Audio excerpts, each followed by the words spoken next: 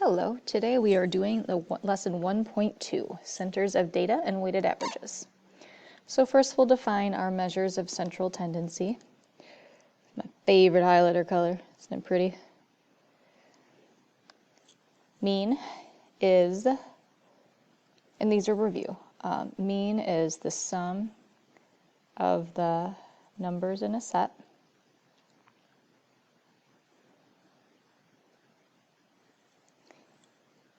divided by the number of elements in the set.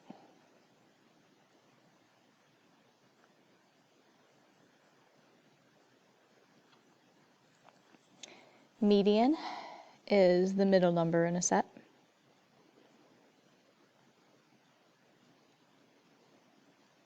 Keep in mind your numbers must be in order for it to be an accurate median.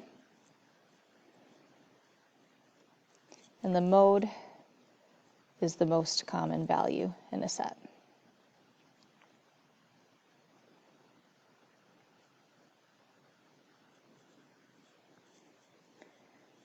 So pause the video for a moment and try to calculate the mean, median, and mode for these numbers. Okay, hopefully you tried to do this.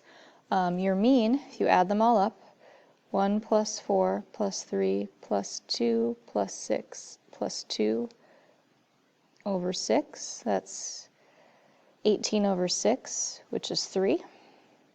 Your median, if you put these in order, it's 1, 2, 2, 3, 4, 6.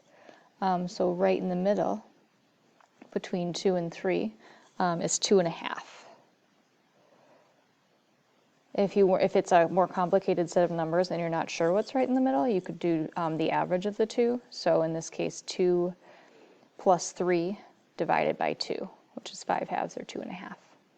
And the most common value is 2, because there's 2 of those and 1 of every other value.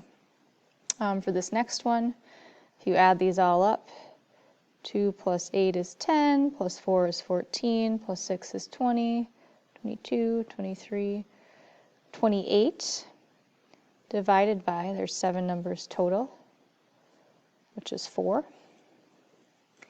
Our median, if we put these in order, so we end up with 1, 2, 2, 4, 5, 6, 8. So the middle here, you end up with 3 on each side of 4. So our median is 4. And our mode, once again, 2. Now we have the Wacky Widget Company, has 15 employees. Widgets are kind of funny because it's sort of like whatever you want it to be, which is kind of interesting, or not, depending on your perspective or mood. So we have the jobs and annual salary. A newspaper reported average Wacky Widget worker earns $78,000 a year. What was it reporting, the mean or the median? Well, it can't be the median because there is no 78, so it must be the mean. And if you calculate that, if you add up all the salaries, you get 1,170. There's 15 total, so it's 78. And since these are in thousands, that's our median or mean salary of 78,000. Take a minute and think about why might most employees be upset by the newspaper article. So I think they would be upset because while the average is 78, if you look at them, the only ones above 78 are this 90, 150, and 380. So only 4 out of 15 employees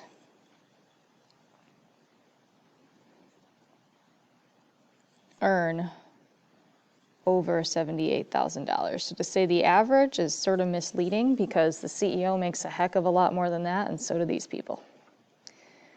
Okay, summation notation. Here's my pretty highlighter again, just to emphasize. When you add a sequence of numbers, you use symbols to show which terms you want to add up.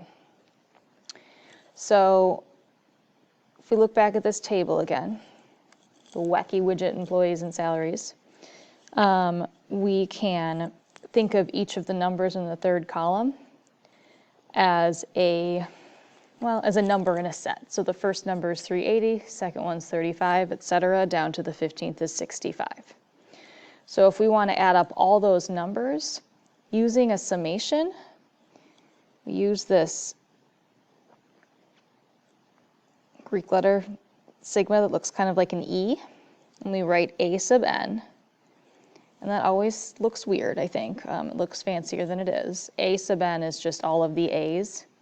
In this case, we're going to say each one of these numbers is an a. Don't worry too much about that.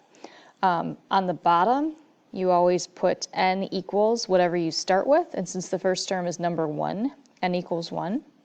And it goes up to 15. We don't put the n equals up there just because. So what this means, that symbol there, it means the sum of a sub n as n goes from 1 to 15. So you're starting with a sub 1, which is your 380. You're adding them all up and stopping when you get to the 15th.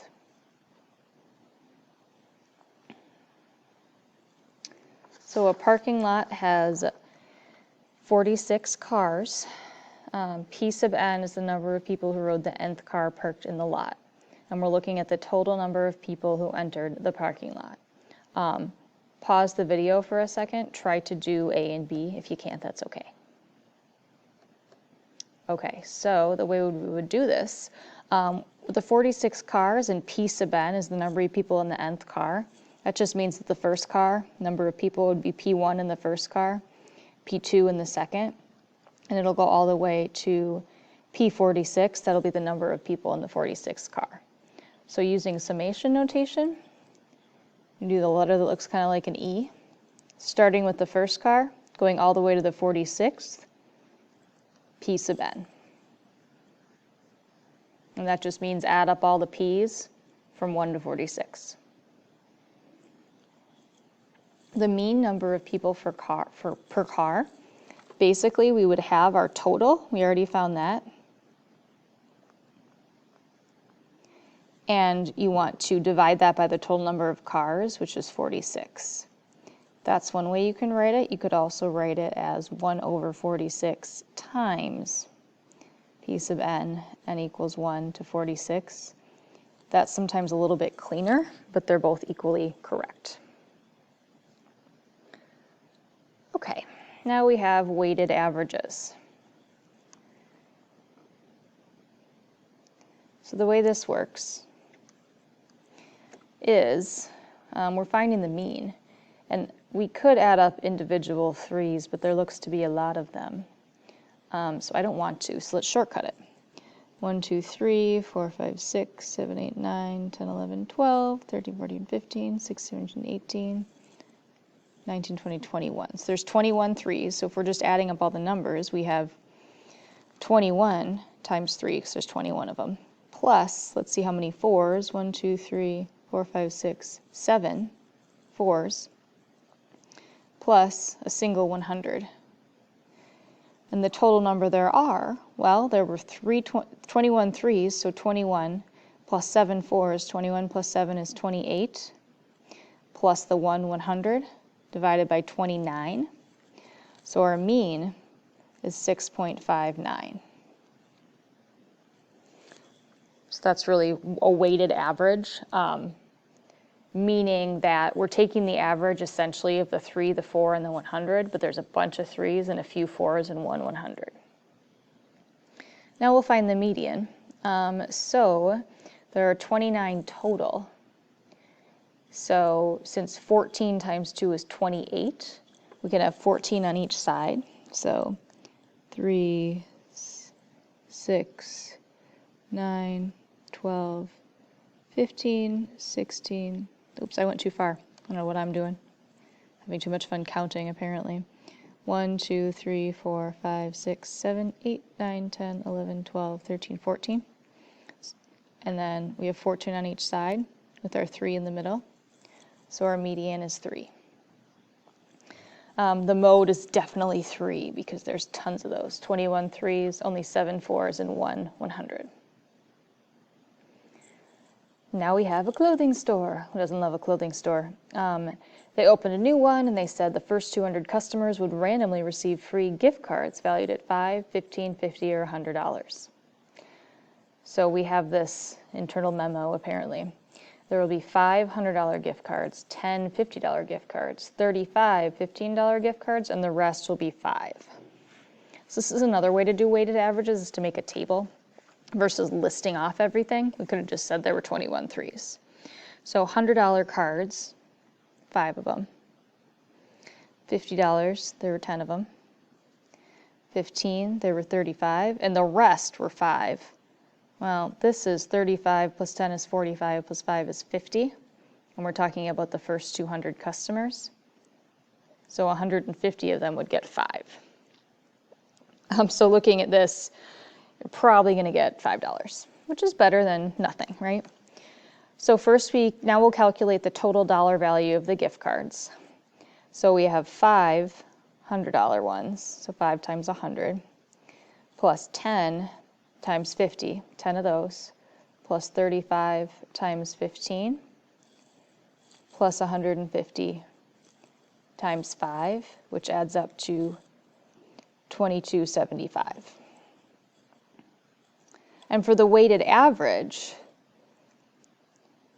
this is a common mistake. Since there's 4 different card values, sometimes people divide by 4, but you have to divide by the total number of gift cards. And there were 200 gift cards, so that's what you divide by, okay? Because you added up 200 different gift card values technically. And if you divide that, you get $11.38.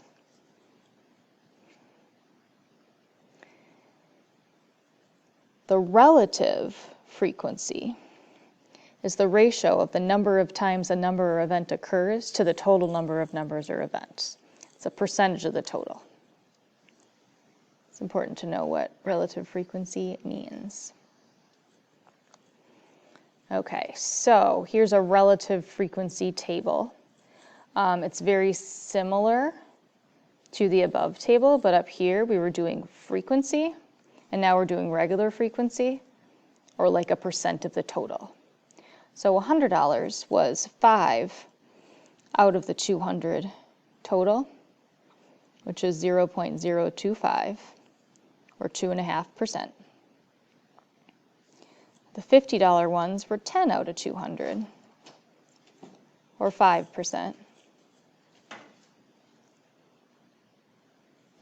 The $15 gift cards were 35 out of 200 total cards, which is 0.175%.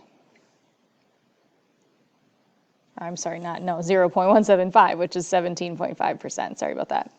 And then the $5 were 150 out of 200, 0.75, or 75%. Okay, and if you did this right, the percentages should add up to 100%, because you should be looking at all the gift cards, not just some of them. It's always a good check. So now we can calculate the mean. This is another way to do weighted averages. The numbers end up being the same. So if we multiply 100 times 0.025 plus 50 times 0.05 plus 15 times 0.175 plus 5 times 0.75, we'll get our $11.38 again. The idea is that above, we were dividing by 200 at the very end, whereas with relative frequency, we're dividing each piece by 200 separately. So that's really the only difference. And that's it. Have a great day.